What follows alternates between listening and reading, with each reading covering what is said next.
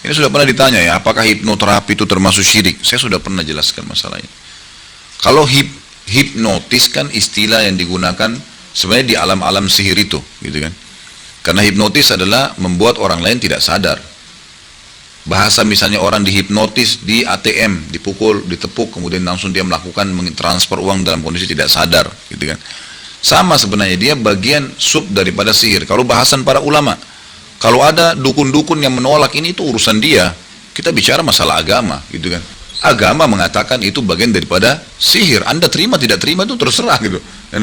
Sebab saya dikirimkan oleh salah seorang ikhwah di WhatsApp, Ustadz, waktu Ustadz jelasin masalah hipnoterapi dan hipnotis ini, ada satu orang yang mengatakan, bukankah mungkin dia di alam dukun-dukun itu, dia mengatakan, bukankah Anda akan menemukan kalau seandainya ada orang yang berbicara, kalau saya berbicara agama Anda akan menganggap saya ngawur?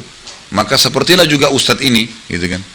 Pada saat dia bicara tentang hipnotis ini, bukan pada bidangnya, dianggap saya ini ngawur ngomongnya gitu.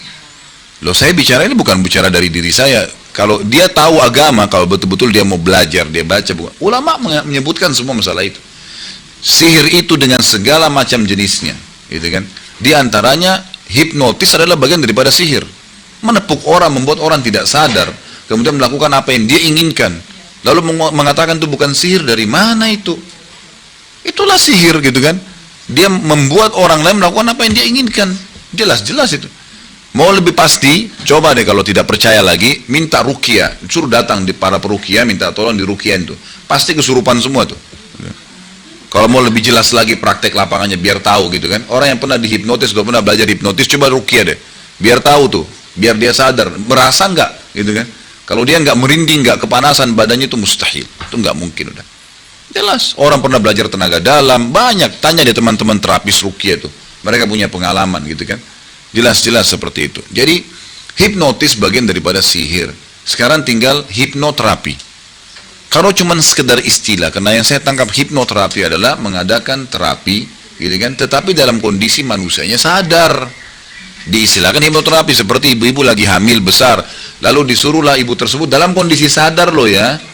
Lalu dibahasakan oleh susternya atau bidannya, Bu, ibu bayangkan kalau ibu melahirkan normal, ibu dengar tangisan pertama bayinya, ibu senang sekali. Supaya ibu itu mau melahirkan normal, dalam kondisi sadar.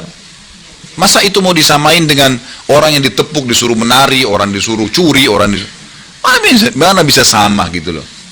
Jadi nggak mungkin. Jadi kalau cuma istilah saja, hipnoterapi dalam arti kata motivasi dan sugesti untuk membuat orang itu melakukan sesuatu,